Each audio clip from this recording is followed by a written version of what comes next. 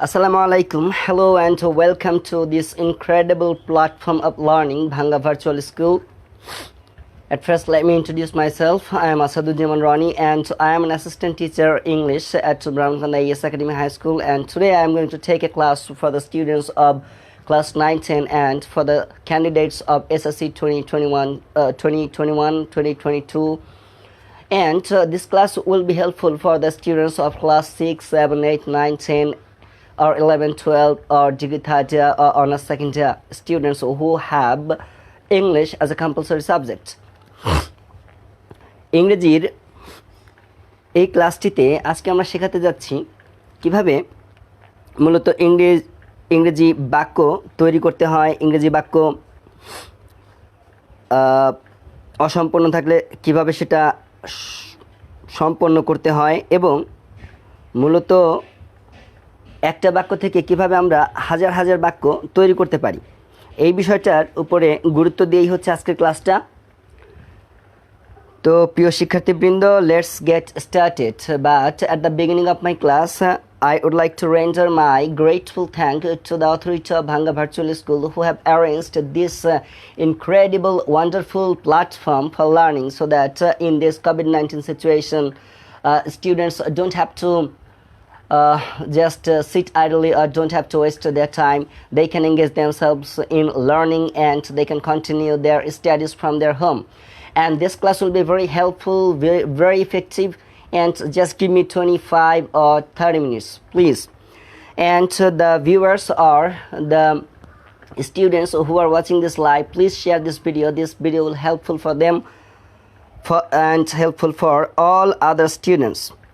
So let's get started, but I'm just trying to share it from another cell phone and that's why I'm taking another minute. Okay, so dear friends, dear students, today I have selected two learning outcomes.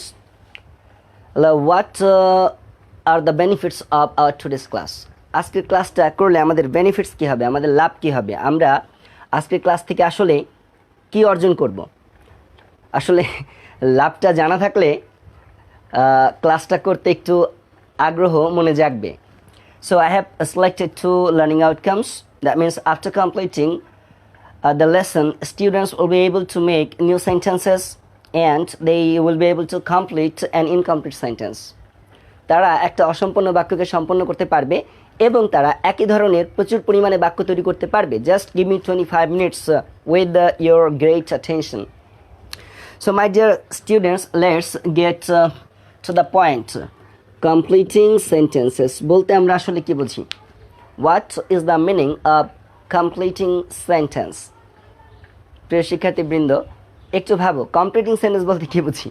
আসলে completing sentence হচ্ছে একটা incomplete সেন্টেন্সকে সম্পন্নকরণ।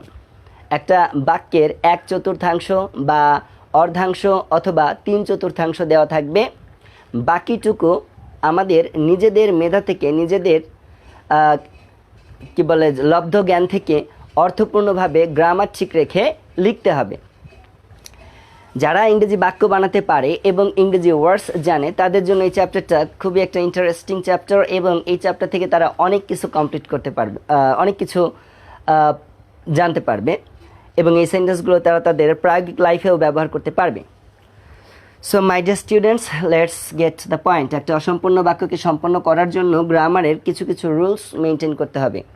যখন একটা অসম্পূর্ণ বাক্য দেওয়া থাকবে আমরা তার কিছু অংশ খেয়াল করব যে আসলে এই অংশটুকু কোন টেন্সে আছে, কোন অর্থটা প্রকাশ করছে এবং বাকি অংশে আমি কোন টেন্সটা দিলে, কোনভাবে লিখলে, কোন শব্দগুলো দিলে একটা অ্যাপ্রোপ্রিয়েট মিনিংফুল সেন্টেন্স হবে।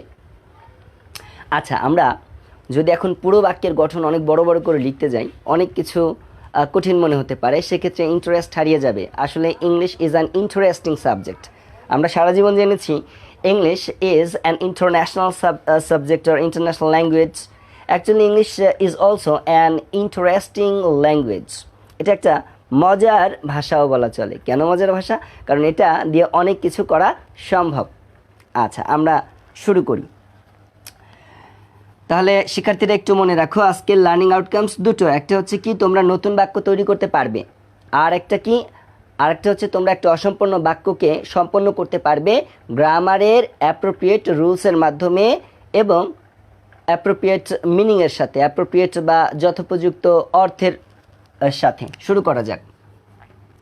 কমপ্লিটিং সেন্টেন্সের ক্ষেত্রে আজকে যে রুলসগুলো দিব, নবম দশম শ্রেণীর শিক্ষার্থীদের বলছি, তোমরা এখান থেকে কিছু না কিছু তোমাদের ফাইনাল পরীক্ষায় পাবেই। টেস্ট পরীক্ষা হোক, প্রি টেস্ট পরীক্ষা হোক, ফাইনাল পরীক্ষা হোক, এবং নবম শ্রেণীর শিক্ষার্থী যারা, তার তো মিড টার্ম এবছর হয়নি, বাট সামনে তো ইয়ার ফাইনাল দেওয়া লাগতে পারে, বা নবম শ্রেণীর ফাইনাল পরীক্ষা লাগতে পারে, দশম শ্রেণীর প্রি টেস্ট হতে পারে, এবং ফাইনাল পরীক্ষা কখনো না কখনো হবেই। তোমরা এখান থেকে কিছুটা কমন পাবেই।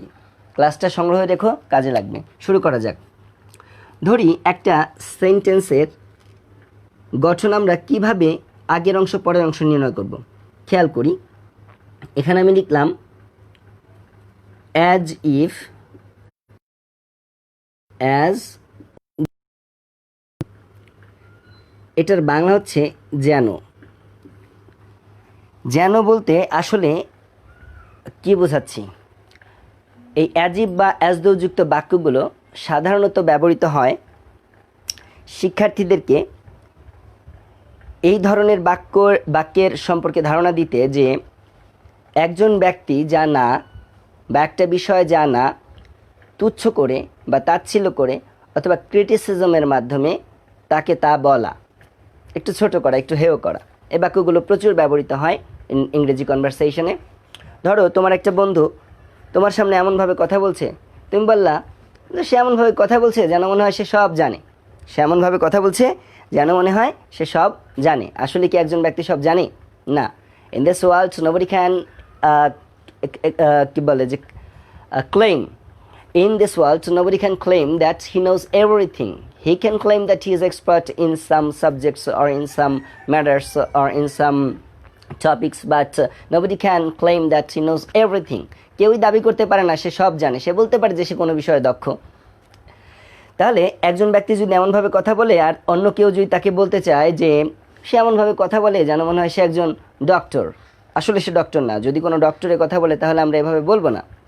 আচ্ছা, সেক্ষেত্রে আমরা খেয়াল রাখবো কি, এই অ্যাজ ইফ বা অ্যাজ দো যুক্ত অংশটুকু সাধারণত মাঝে থাকে। অ্যাজ ইফ বা অ্যাজ দো যুক্ত অংশটুকু সাধারণত মাঝে থাকে। আমরা এটা মনে রাখবো সহজে আগের অংশ পরের অংশ দেখে। ডিয়ার স্টুডেন্টস, বোর্ডটা ছোট, তাই লার্নিং আউটকামসটা আমি মুছে দিচ্ছি। তোমরা এটা মনে রাখবে যে লার্নিং আউটকামস কী কী আজকে। একটা হচ্ছে নতুন বাক্য তৈরি করা, আর একটা হচ্ছে একটা অসম্পূর্ণ বাক্যকে সম্পন্ন করা। যেহেতু আজকের চ্যাপ্টারের নামই হচ্ছে কমপ্লিটিং সেন্টেন্সেস, এবং এটা পুরোটাই গ্রামারের উপরে। দেখো আমি লিখেছি অ্যাজ ইফ অথবা অ্যাজ দো। অ্যাজ ইফ অথবা অ্যাজ দো এর অর্থ লিখেছি যেন। এর গ্রামারে আসি, অর্থটা তো বলেছি কেমন অর্থ হবে, গ্রামারে আসি। ধরো আগের অংশ, এটা দেখো তো চিনো কিনা, সাবজেক্ট প্লাস V1। এটা কোন টেন্স? আমরা জানি সাবজেক্টের পরে ভার্বের প্রেজেন্ট ফর্ম থাকলে এটা প্রেজেন্ট ইনডিফিনিট টেন্স হয়। আচ্ছা, একটা অথবা চিহ্ন দিয়ে আমি আবার লিখছি সাবজেক্ট প্লাস হ্যাভ বা হ্যাজ প্লাস V3। এটা কোন টেন্স? Present perfect tense. সাবজেক্টের পরে হ্যাভ হ্যাজ সহ ভার্বের থার্ড স্টেজ বা পাস্ট পার্টিসিপল ফর্ম থাকলে সেটা কি হয়? Present perfect tense. তাহলে আমি সহজ করে একটা নিয়ম বলি, এই নিয়মটা তোমরা আমার সাথে রিপিট করবা এবং তোমরা আমার সাথে সাথে এটাকে এখনই মুখস্থ করে ফেলবা। অ্যাজ ইফ বা অ্যাজ দো যুক্ত বাক্যের আগের অংশ যদি প্রেজেন্ট ইনডিফিনিট বা প্রেজেন্ট পারফেক্ট টেন্স হয়, তাহলে পরের অংশ আমরা সাবজেক্ট প্লাস V2 দিলাম, পাস্ট ইনডিফিনিট করব। অবজেক্ট থাকলে অবজেক্ট দিব, না থাকলে দিব না, সেটা পরের ব্যাপার। তাহলে গঠনটা কি প্রিয় শিক্ষার্থীবৃন্দ? 1 মিনিট লাগবে না, 30 সেকেন্ডে তুমি এই গঠন মনে রাখতে পারো। জাস্ট আমার সাথে রিপিট করো। অ্যাজ ইফ বা অ্যাজ দো যুক্ত বাক্যের প্রথম অংশ প্রেজেন্ট ইনডিফিনিট বা প্রেজেন্ট পারফেক্ট টেন্স থাকলে পরের অংশ পাস্ট ইনডিফিনিট টেন্স হয়। রিপিট করো। আমি জানি এটা একেবারে রিয়েল কনভারসেশন হচ্ছে না, সবার সাথে রিয়েলি কী বলে যে ফেস টু ফেস ইন্টারাকশন হচ্ছে না, বাট তোমরা যারা আমার ভিডিও দেখছো তারা আমার সাথে রিপিট করো। এখন দেখছো বা পরে দেখবে বা আগামীকাল দেখবে বা তারপরে দেখবে, যখনই দেখো জাস্ট এই ভিডিওটা আমার সাথে সাথে রিপিট করো। অ্যাজ ইফ বা অ্যাজ দো যুক্ত বাক্যের প্রথম অংশ প্রেজেন্ট ইনডিফিনিট বা প্রেজেন্ট পারফেক্ট টেন্স থাকলে পরের অংশ পাস্ট ইনডিফিনিট টেন্স হয়। বলো, অ্যাজ ইফ বা অ্যাজ দো যুক্ত বাক্যের প্রথম অংশ প্রেজেন্ট ইনডিফিনিট বা প্রেজেন্ট পারফেক্ট টেন্স হলে পরবর্তী অংশ পাস্ট ইনডিফিনিট টেন্স হয়। আর এগুলোকে ঘুরিয়ে লেখা যায় না, অর্থাৎ পরের অংশ আগে, আগের অংশ পরে লেখা যায় না। যেহেতু যায় না, আগে যদি পাস্ট ইনডিফিনিট টেন্স থাকে, সাবজেক্ট প্লাস V2 থাকে, তাহলে আমরা কি করব? তাহলে পরের বাক্যে আমরা বা পরের অংশে আমরা subject plus had plus V3 অর্থাৎ পাস্ট পারফেক্ট টেন্স বসিয়ে দিব। তাহলে প্রিয় শিক্ষার্থীবৃন্দ, একটা rule, but it is one of the most important rules for completing sentences. এটা কমপ্লিটিং সেন্টেন্স করার জন্য অন্যতম গুরুত্বপূর্ণ রুল। একটু খেয়াল করো, অ্যাজিভ বা অ্যাজযুক্ত বাক্যের প্রথম অংশ যদি প্রেজেন্ট ইনডিফিনিট বা প্রেজেন্ট পারফেক্ট টেন্স হয়, পরের অংশ হবে পাস্ট ইনডিফিনিট। আর আগের অংশ যদি পাস্ট ইনডিফিনিট হয়, তাহলে পরের অংশ কী হবে? Past perfect. গঠনটা মনে রাখবা 1 মিনিটের মধ্যে। অ্যাজিভ বা অ্যাজযুক্ত বাক্যের প্রথম অংশ প্রেজেন্ট ইনডিফিনিট বা প্রেজেন্ট পারফেক্ট টেন্স হলে পরের অংশ পাস্ট ইনডিফিনিট টেন্স হবে, আর আগের অংশ পাস্ট ইনডিফিনিট টেন্স হলে পরের অংশ পাস্ট পারফেক্ট টেন্স হবে। এখানে একটা বিষয় একটু গুরুত্ব সহকারে বুঝতে হবে, এগুলো সাধারণত সঠিক মানে সত্য কথা বলার ক্ষেত্রে ব্যবহৃত হয় না, তাচ্ছিল্যের অর্থে ব্যবহৃত হয়। একটা মেয়ে খুব সাজুগুজু করে আসছে, আমি তাকে দেখে যদি বলি সে এমনভাবে সাজছে যেন মনে হয় সে সিনেমার নায়িকা, okay I am just making fun. তো সে এমনভাবে সাজছে যেন মনে হয় সে সিনেমার নায়িকা। যদি সে আসলেই সিনেমার নায়িকা হতো, তাহলে আমরা ওই কথাটা বলতাম না। তুমি বললা তোমার জ্বর হয়েছে, তোমার পাশে থেকে তোমার বন্ধু বলল তুই লেবু দিয়ে চা খা, তুই এটা কর, তুই ওটা কর, মানে এমনভাবে কিছু বলল, তারপরে তুমি হয়তো মন্তব্য করে বসলা, ওরে বাবা সে এমনভাবে কথা বলে যেন মনে হয় সে একজন ডক্টর।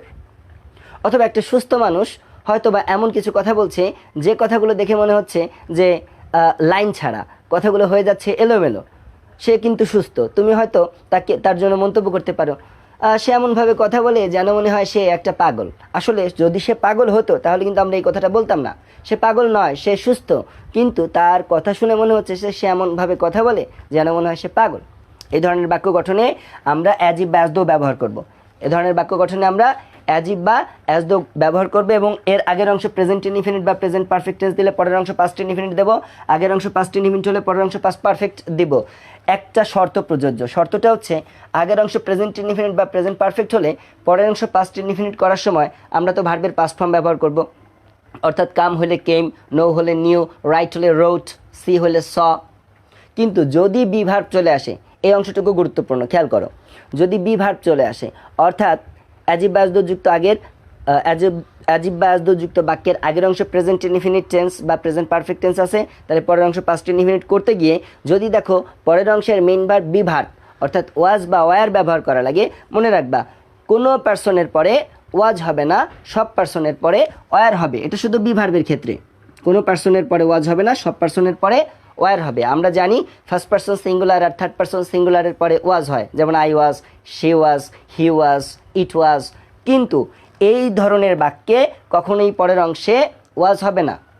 ওকে, সো আমরা একটু বাক্য করি, কেননা শুধু গঠনে কাজ হবে না, আমাদের প্রায়োগিক লাইফে ব্যবহার করতে হবে। তো যদি এই গঠনগুলো মনে রেখো অথবা পরবর্তীতে ভিডিওটা আবার দেখো, খেয়াল করো আমি লিখলাম 1 নাম্বার, সে এমন ভাবে কথা বলে যেন সে সব জানে। জানে শব্দটা প্রেজেন্ট টেন্স, কিন্তু বাক্যের গঠনে দেখো সে এমনভাবে কথা বলে, হি কথা বলে ইংরেজি স্পিক, যদিও কথা বলার উপরে আমি ক্লাস নিব, কথা বলা ইংরেজি সেই, কথা বলা ইংরেজি টেল, কথা বলা ইংরেজি টক, কথা বলা ইংরেজি কলও হয়। তো সেই, টেল, টক, স্পিক সবগুলো এক নয়, আমরা পরবর্তীতে ব্যাখ্যা করে বুঝিয়ে দিব। আচ্ছা, তাহলে সে এমনভাবে কথা বলে, হি স্পিক। আমি যদি বলি এই অংশটুকু আসলে ভুল আছে, কেননা প্রেজেন্ট ইনডিফিনিট টেন্সের সাবজেক্ট এখানে থার্ড পারসন সিঙ্গুলার নাম্বার দিয়েছি, মেইন ভার্বের সাথে একটা এস বাই এস হওয়ার কথা। তাহলে সে কথা বলে, হি স্পিক্স, এমনভাবেটা এই অর্থেই চলে আসে। এরপরে দিলাম ধরো অ্যাজিভ, এখানে অ্যাজ দোও থাকতে পারতো। অ্যাজিভ বা অ্যাজ দো যুক্ত বাক্যের প্রথম অংশ প্রেজেন্ট ইনডিফিনিট টেন্স আছে, পরবর্তী অংশ আমরা কি করবো, এভাবেই কমপ্লিটিং সেন্টেন্স থাকবে। আমরা একটু আগে বলেছি আগের অংশ প্রেজেন্ট ইনডিফিনিট টেন্স বা প্রেজেন্ট পারফেক্ট টেন্স হলে পরবর্তী অংশ পাস্ট ইনডিফিনিট টেন্স করব। তাহলে আমরা বলতে পারি যে সে এমনভাবে কথা বলে যেন সে সব জানে, হি, জানা ইংরেজি নো, কিন্তু যেহেতু আগের অংশ প্রেজেন্ট আছে, এটা V1 আছে, তাই পরের অংশ আমাদের পাস্ট করতে হবে। নো এর পাস্ট ফর্ম কি, নিউ। সব ইংরেজি কি, এভরিথিং, EVERYTHING, এভরিথিং। লাস্টে বাক্যটার গঠন অনুসারে ফুল স্টপ। তাহলে he speaks as if he knew everything, এটা অন্যভাবে হতে পারতো, সে এমনভাবে কথা বলে যেন সে পাগল, যেন সে সব জানের জায়গায় যদি আমি দিতাম যেন সে পাগল, পাগল। বাংলা একাডেমিতে সম্ভবত নতুন বানানে গত ওকার দিতে হবে পাগল। তাহলে আমরা সব ঠিক রাখতাম, হি স্পিক্স অ্যাজ ইফ, এখানে লিখতাম হি ওয়ার ম্যাড। যদি হতো সে এমনভাবে কথা বলে যেন সে একজন ডক্টর, তাহলে he speaks as if he were a doctor, he speaks as if he were a doctor. Repeat after me, please repeat after me, because repeating is one of the most essential and one of the most effective processes of learning English. ইংরেজি শেখার অন্যতম প্রক্রিয়া হচ্ছে repeating, কথা শুনে ওই কথাটাকে নিজের মতো করে বলা। ওকে, সো সে এমনভাবে কথা বলে যেন সে সব জানে, তাহলে he speaks as if he knew everything. সে এমনভাবে কথা বলে যেন সে সব যেন সে পাগল, he speaks as if he were mad. অথবা সে এমনভাবে কথা বলে যেন সে একজন চিকিৎসক, he speaks as if he were a doctor. এখন তোমাদের কাজ, বলো তো, যদি বলি সে এমনভাবে কথা বলে যেন সে আমার দাদা, সাপোজ সে এমনভাবে কথা বলে যেন সে আমার দাদা, কী হবে ইংরেজি? He speaks as if he were my grandfather. হির পরে ওয়াজ হওয়ার কথা, কিন্তু এই বাক্যের গঠন অনুসারে ওয়াজ হবে না, কী হবে? Were. He speaks as if he were my grandfather. Okay, এইভাবে নিজেরা নিজেদের মতো করে কমপক্ষে 5টা 7টা 10টা বাক্য নিজেরা তৈরি করো। তোমাদের বাসায় যারা বড়রা আছে, যারা ইংরেজি জানে, তাদের কাছ থেকে ওগুলো কারেকশন করিয়ে নাও। তোমারটা সব ঠিক নাও হতে পারে, তারা এটা দেখে দিতে পারেন, অথবা তোমার যারা পরিচিত টিচার্স আছে, অথবা কমপক্ষে আমার কমেন্ট বক্সে, এই লাইভের কমেন্ট বক্সে কমেন্ট করো। যদি কোনো কোয়েশ্চেন থাকে আমি এখান থেকে সলভ করে দিব। আচ্ছা, যদি আমরা এটাকে পাস্ট টেন্স করি, অর্থাৎ যদি বলি সে এমনভাবে কথা বলল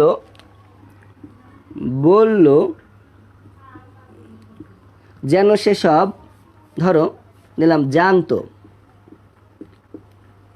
মনে রাখবা তোমাদের নবম দশম শ্রেণীতে 200 মার্কসের ইংরেজি কোথাও বাংলা নেই। আমি বাংলা বোঝানোর জন্য, মানে বাংলা থেকে ইংরেজি করে দিচ্ছি যাতে বুঝতে পারো তোমরা ভালোভাবে। তাহলে সে এমনভাবে কথা বললো, হি স্পোক, SPOKE, স্পিকের পাস্ট ফর্ম, অ্যাজ ইফ, এখানে অ্যাজ দো লিখতে পারতাম, অ্যাজ ইফ লিখেছি। তাহলে এখন একটু খেয়াল করো, অ্যাজ ইফ যুক্ত বাক্যের আগের অংশ পাস্ট ইনডিফিনিট টেন্স আছে, কারণ এটা সাবজেক্ট, এটা V2, এটা পাস্ট ইনডিফিনিট টেন্স। পরের অংশ কী করতে হবে? Past perfect. He had known everything, EVERYTHING, everything. তাহলে সে এমনভাবে কথা বললো যেন সে সব জানতো। এটা পাস্ট টেন্সের ব্যাপারে।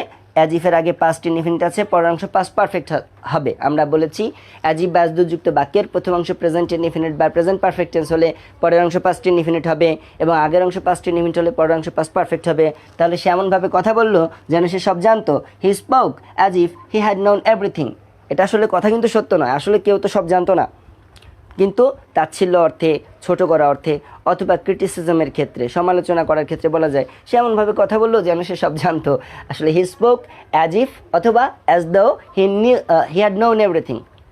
এখন তুমি যদি বলো যে ছেলেটা খুব গরিব, কিন্তু সে এমনভাবে আচরণ করে যেন মনে হয় সে একটা দামি গাড়ি কিনতে পারতো। ছেলেটা ছিল খুব গরিব, কিন্তু সে এমন আচরণ করতো যেন সে একটা গাড়ি কিনতে পারতো। এটা যদি বলতে চাও কী হবে? The boy was very poor, full stop, এই অংশ শেষ, পরের অংশ। বাট হি বিহেভড, সে এমন আচরণ করতো as though he had but any car. Okay, let's get to the point. তাহলে আমরা কি শিখলাম? অ্যাজ ইফ বা অ্যাজ দো যুক্ত বাক্যের প্রথম অংশ প্রেজেন্ট ইনডিফিনিট বা প্রেজেন্ট পারফেক্ট টেন্স হলে পরের অংশ পাস্ট ইনডিফিনিট হবে। আসতে, আই এম সরি, আসলে আমার ঘরে, আমার স্কুলের ক্ষেত্রে আমার ঘরের একটু শব্দ আসতেই পারে। ওকে, সে এমনভাবে কথা বললো যেন সে সব জানতো। He spoke as if he had known everything. আর গঠনটা মনে রাখো, আমি একটু পরে কিন্তু তোমাদের জিজ্ঞাসা করব। Okay, so my dear students, let's get to the next point. বাক্যটা অ্যাজ ইফ বা অ্যাজ দো যুক্তই হবে এমন কোনো কথা নেই, হতে পারে টাইম বা হাই টাইম যুক্ত, টাইম বা হাই টাইম যুক্ত। এটার একটা অর্থ হচ্ছে এখনই সময় বা এখনই উপযুক্ত সময়, এখনই সময় বা এখনই উপযুক্ত সময়, বুঝে নাও। হাই টাইম দিলে একটু বেশি গুরুত্ব প্রকাশ পায়, আর শুধু টাইম দিলে একটু কম গুরুত্ব প্রকাশ পায়। সেক্ষেত্রে মাই dear students, try to understand my space. মজার ব্যাপার হচ্ছে এই গঠনটা আগের গঠনটা প্রায় সেম। যদি বাক্যের মাঝখানে আমরা টাইম বা হাই টাইম দেখি, খেয়াল করব এর আগের অংশ কি আছে, তাহলে পরের অংশ আমরা কি করব, অথবা পরের অংশ দেওয়া থাকলে পরের অংশে কি আছে সে অনুসারে আগের অংশে আমরা কি দিব। মজার ব্যাপার হচ্ছে এটার আগের অংশে যদি প্রেজেন্ট ইনডিফিনিট টেন্স দেখো, অর্থাৎ সাবজেক্ট প্লাস V1 দেখো, পরবর্তী অংশ কি করব, সাবজেক্ট প্লাস V2, এবং অ্যাজিভ বায়াসদের মতো এইখানে সেই অয়ারের শর্তটা নেই।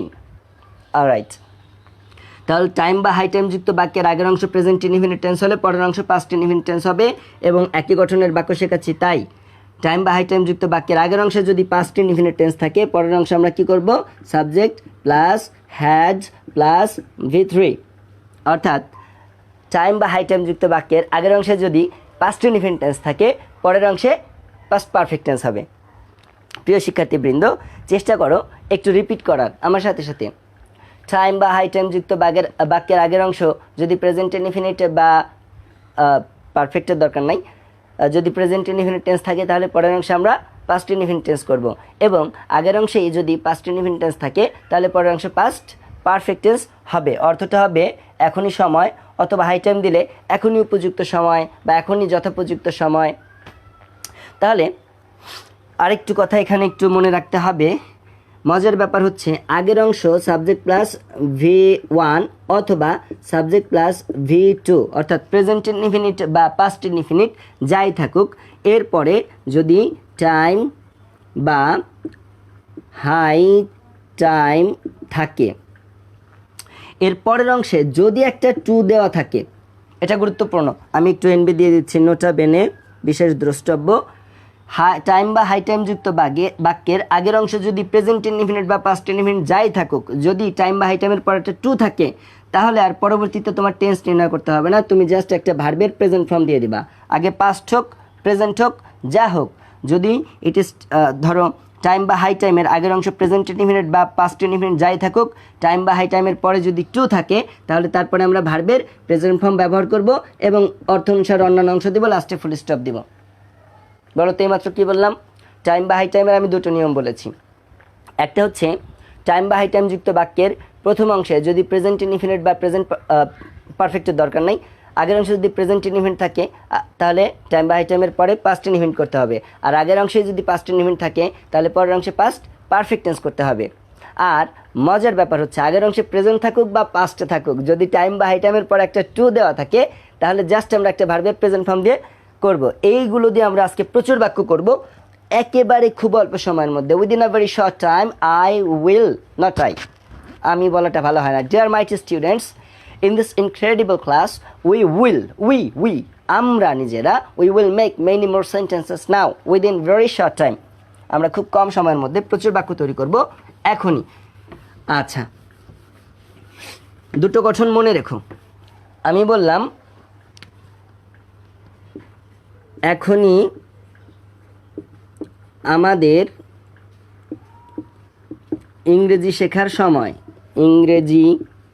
ইংরেজি বানানের রস্বইকার হবে, বানান নিয়ে আমরা আরেকদিন কথা বলবো। যদি কখনো বাংলা দ্বিতীয় ক্লাস নেওয়ার সুযোগ হয়ে ওঠে তাহলে আমি বাংলা বানান সম্পর্কে একটু কথা বলবো অবশ্যই, কেননা বাংলা বানানে প্রচুর ভুল করে আমাদের শিক্ষার্থীরা। এটা একটা অত্যন্ত দুঃখজনক ব্যাপার যে বাংলা একাডেমির প্রণীত যে নতুন বানান নীতিমালা, এই বানানে প্রচুর নতুনত্ব আসছে।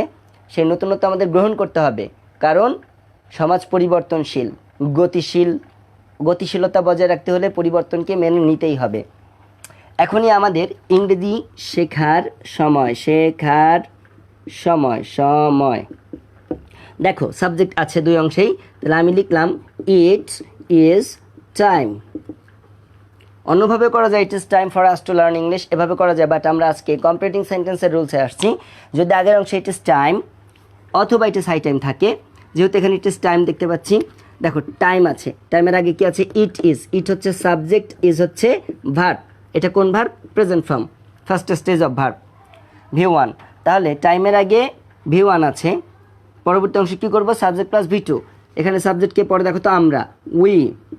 শেখা ইংরেজি কি? লার্ন। কিন্তু আমাদের এটা পাস্ট টেন্স করতে হবে। শেখা ইংরেজি learn, but we have to make it a past tense. So লার্নের পাস্ট ফর্ম হচ্ছে লার্নড, অর্থাৎ আমাদের এখানে V2 দিতে হবে। এখানে অবজেক্ট হিসেবে রেখেছি ইংরেজিকে, তাহলে ইংলিশ। ইংলিশের ইটা সর্বদা ক্যাপিটাল লেটারে হবে, খেয়াল রেখো। ইমেইলের ঠিকানা ব্যতীত, ইমেইলের ঠিকানা ব্যতীত ইংলিশের ই সর্বদা ক্যাপিটাল লেটারে হবে। ওকে মাই ডিয়ার লার্নার্স, এখনই আমাদের ইংরেজি শেখার সময়। It is time we learned English. আমি যদি বলতাম এখনই আমাদের দেশের জন্য কিছু করার সময়, কী হবে বলো তো? এখনই আমাদের দেশের জন্য কিছু করার সময়। It is time we did something for the country. It is time we did something for the country. এখনই আমাদের বদ অভ্যাসগুলো ত্যাগ করার সময়। It is time we gave up our bad habits. Give up মানে ত্যাগ করা, এটার পাস্ট ফর্ম ব্যবহার করতে হবে। গিভ আপ মানে ত্যাগ করা, এর পাস্ট ফর্ম ব্যবহার করতে হবে। It is time or it is high time we gave up our bad habits. আমাদের যত বদ অভ্যাস আছে, বাজে অভ্যাস আছে, সেগুলো ত্যাগ করতে হবে। তুমি ইচ্ছা করলে আরও অনেক বড় বাক্য বানাতে পারো। তুমি বলতে পারো তোমার ফ্রেন্ড সার্কেলের মধ্যে, dear friends, it is high time we gave up our bad habits of wasting time on using internet, wasting time on browsing on different unexpected and illegal sites. Okay, don't get nervous because it is something which is a part of learning. So my dear students, এখনই আমাদের ইংরেজি শেখার সময়। it is time we learned English। কিন্তু যদি এটা past টেন্সে হতো, খেয়াল করো, যদি এমন হতো এখনির পরিবর্তে আমি যদি বলতাম তখনই আমাদের ইংরেজি শেখার সময় ছিল। দেখো এই অংশ পাস্ট আছে, তাহলে কি হবে? এই ইজের পরিবর্তে হবে ওয়াজ, যেটা কিনা একটা V2, অর্থাৎ টাইমের আগে পাস্ট ইনডিফিনিট আছে। আমরা যে নিয়ম করেছি, টাইম বা হাই টাইমের আগে যদি পাস্ট ইনডিফিনিট টেন্স থাকে, তাহলে পরবর্তী অংশ কী হবে? Past perfect tense. তাহলে পাস্ট পারফেক্টের গঠন আমরা কি জানি? পাস্ট পারফেক্টের গঠন জানি subject plus had plus V3। We এখানে সাবজেক্ট, তারপরে হ্যাড দিব, তারপরে V3 দেব। V3 কি? শেখা, ইংরেজিকে লার্ন। লার্নের পাস্ট ফর্ম হচ্ছে লার্নড। এই লার্নড বানানে যদি কেউ LEARNEDও দেয়, অর্থাৎ টি অথবা ইডি দুটোই ঠিক। একটা ব্রিটিশ, একটা আমেরিকান। একদিন আমি ব্রিটিশ আর আমেরিকান ইংলিশের মধ্যে পার্থক্য নিয়ে ক্লাস নিব, অফ দ্য রুটিনের বাইরে, ইনশাল্লাহ তোমরা দেখতে থাকো। সো তখনই আমাদের ইংরেজি শেখার সময় ছিল। It was time. টাইমের আগে ইট ওয়াজ আছে, ইট সাবজেক্ট ওয়াজ ভার্ব, তাহলে ভার্ব হচ্ছে পাস্ট ফর্মে, সেক্ষেত্রে এটা পাস্ট ইনডিফিনিট। আমরা নিয়ম শিখেছি টাইমের আগে যদি পাস্ট ইনডিফিনিট থাকে, টাইমের পরে পাস্ট পারফেক্ট হবে। We had learned English. তুমি অন্যভাবে বলতে পারো, তখনই আমার খাওয়ার সময় ছিল। It was time I had eaten. একটা ছেলে একটা মেয়েকে প্রপোজ করতে চেয়েছিল, বাট করে নাই, পরবর্তীতে পস্তাচ্ছে। এটা ইন্টারেস্টিং পার্ট, একটু লেসন টু মি কেয়ারফুলি। ধরো পরবর্তীতে সে বলতে গেল, তখনই আমার প্রপোজ করার উপযুক্ত সময় ছিল। ইট ওয়াজ টাইম অথবা it was high time I had proposed the girl. অথবা জীবনে কোনো সুযোগ এসেছিল, গ্রহণ করো নাই। জীবনে আমাদের অনেক সুযোগ আসে, বিভিন্ন সময়ে আমরা গ্রহণ করি না, পরবর্তীতে আমরা অনুতাপ করি, উই রিপেন্ট। তো ধরো একটা সুযোগ এসেছিল, তুমি গ্রহণ করনি, সেক্ষেত্রে তুমি বাক্যটা কি বলতে পারো? যে it was time I had grabbed the chance. Grab মানে কি? নিয়ে নেওয়া, একেবারে ধরে নেওয়া। অথবা it was time I had taken the chance. সুযোগটা নেওয়ার তখনই আমার উপযুক্ত সময় ছিল। ওকে মাই ডিয়ার স্টুডেন্টস, তোমরা এটা দিয়ে চেষ্টা করো আরও 5টা বাক্য বানাতে, এবং কোনো সমস্যা থাকলে just comment on the comment section and ask me questions about completing sentence or another part of grammar or whatever you like. Just don't shy, don't get hesitated. Okay, আমরা টাইম হাই টাইমের আরও একটা নিয়মের কথা বলেছি time high time যুক্ত বাক্যের পরবর্তী অংশে যদি একটা টু থাকে, টাইম হাই টাইমের পরবর্তী অংশে যদি একটা টু থাকে, তাহলে আমরা আর টেন্স পরে নির্ণয় করতে যাব না। আমরা সরাসরি কি করব? ভার্বের প্রেজেন্ট ফর্ম ব্যবহার করব। বাংলাটা অর্থ কেমন হবে? যেমন এখনই শেখার সময়। একটু খেয়াল করো, এখন থেকে এই বাক্যটা দিয়ে আমরা অনেকগুলো বাক্য করব।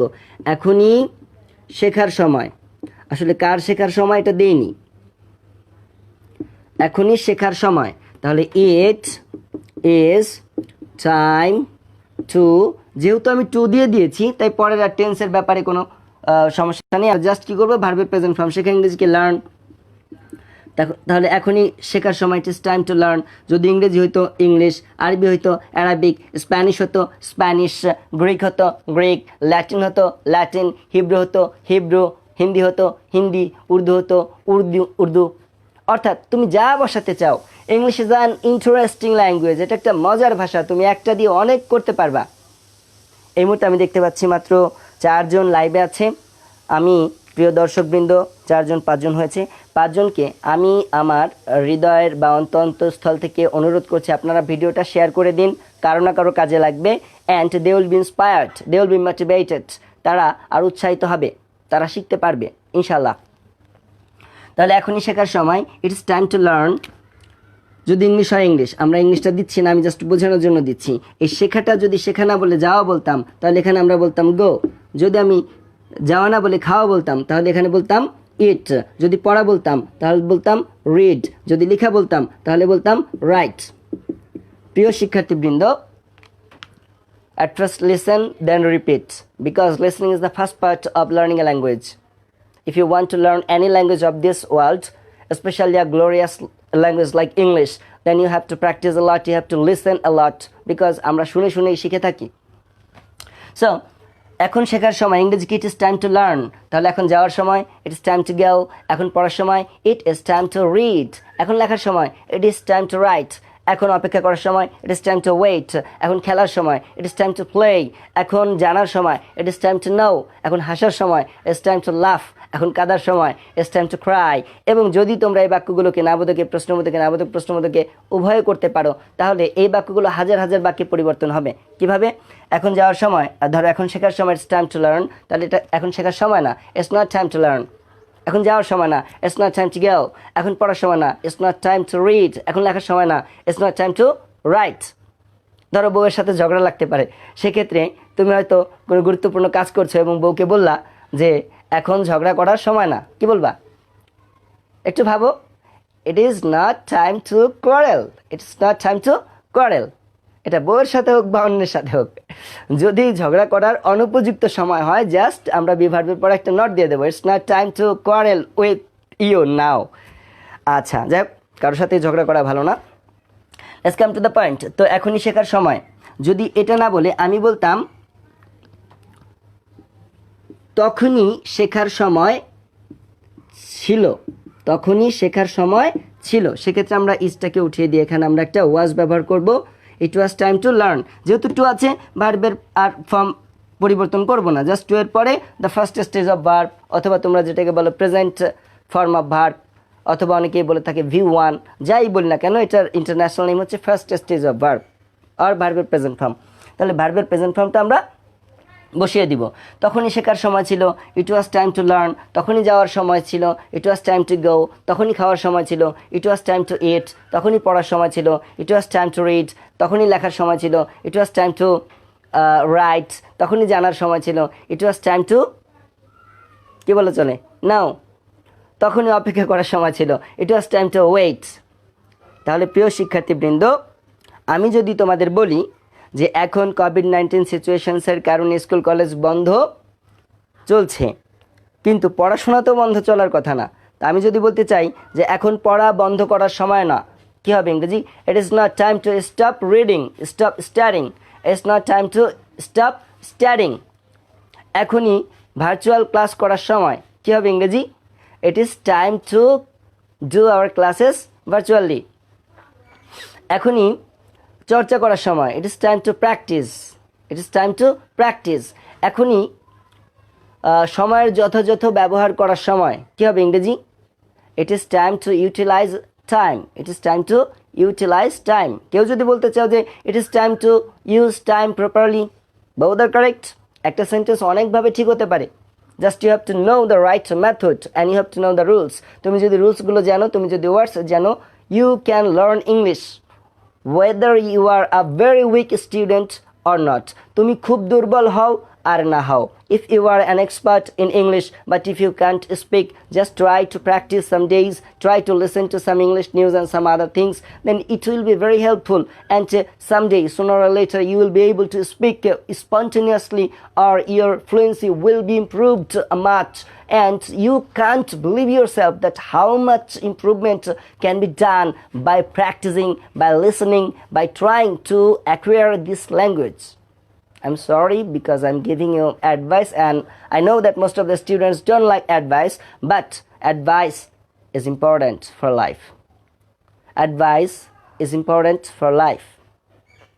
শিক্ষকদের কথা শোনাটা জীবনে গুরুত্বপূর্ণ, বড়দের কথা শোনাটা জীবনে গুরুত্বপূর্ণ। লাইফে এভাবে যাবে না। 2020 সালের বাংলাদেশ আর 2030 সালের বাংলাদেশ এক নয়। এখন যারা নবম দশম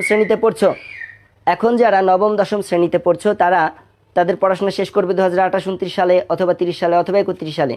সেই সময়ের বাংলাদেশ আর এই সময়ের বাংলাদেশ এক নয়। তখন কিন্তু বাঁচতে হলে শিখতে হবে ইংরেজি। So my dear students, that's all for now, because I have passed my time and because of some unexpected reasons of internet connection and some other things. I am sorry because I have started my classes a little bit later. That's all for today. আরও অনেকগুলো নিয়ম আছে, আমরা পর্যায়ক্রমে করে যাব। একদিনে সব হবে না, একদিনে সব দরকারও নেই। তোমরা আজকে যে বিষয় দুটো শিখলা সেই বিষয় দুটো ভালোভাবে রিভিশন দাও। বাড়ির কাজ দেওয়ার পালা। আমি যদি বলি এখন বাড়ির কাজ দেওয়ার সময়, ইংরেজি কী হবে? এটা শিখিয়েছি আজকে আমি, বলো, কমেন্টে লিখে দাও। এখন বাড়ির কাজ দেওয়ার পালা। It is time to give you homework. It is time to give you homework. তাহলে হোমওয়ার্কে তোমরা কি কি করবে? হোমওয়ার্ক। আজকে কয় তারিখ? আজকে হচ্ছে 9 তারিখ। তারিখ দেওয়া আছে উপরে, আর দরকার নেই। তাহলে তোমরা কি করবা? Try, 1 number, try to make at least 20 similar sentences. কমপক্ষে একই ধরনের 20টা বাক্য তৈরি করবা, এটা প্রধান কাজ। 2 নাম্বার কাজ, keep practicing, keep practicing, practising, keep practicing until you get your desired fluency. তুমি তোমার ফ্লুয়েন্সি প্রত্যাশিত পর্যায়ে না আসা পর্যন্ত প্র্যাকটিস করতে থাকো। দুটো বাড়ির কাজ, একটা হচ্ছে কি keep practicing until you get your desired fluency, and the first one is try to mix at least 20 similar sentences. কমপক্ষে 20টা একই ধরনের বাক্য বানাবা, এবং ওই 20টা বাক্যকে এত বেশি প্র্যাকটিস করবা যেন তুমি যে কোনোভাবে বলতে পারো, সময় না নিয়ে, দ্বিধাগ্রস্ত না হয়ে, কনফিডেন্স না হারিয়ে। তাহলে মাই ডিয়ার স্টুডেন্টস, আজকের জন্য এ পর্যন্তই। At the last stage of my class, I once again want to render my gratefulness to the authority of Bhanga Virtual School, who are giving restless labor so that students can continue their studies. And try to believe yourself, try to have a belief in yourself that you also can learn English, you also can continue your study in this lockdown or in this COVID-19 situations, or because of this coronavirus situation. Whatever you have lost. যা তোমার হারাইছে তো হারাইছে, এখন থেকে ভালোভাবে পড়ো। You will be able to learn, you will be able to complete your syllabus. Just give more time, study well, and try to believe in yourself and keep practicing. That's all. বিদায় নিচ্ছি। তবে আমি আবার আসবো। যখন আমি আবার আসবো তখন আমরা আবার শিখবো, আবার মজা করব। That will be a fun. Thank you very much for watching, and to please share the video. Somebody will be helped. Somebody will be helped, or many bodies will be helped. আজকের জন্য এই পর্যন্তই। Thank you very much.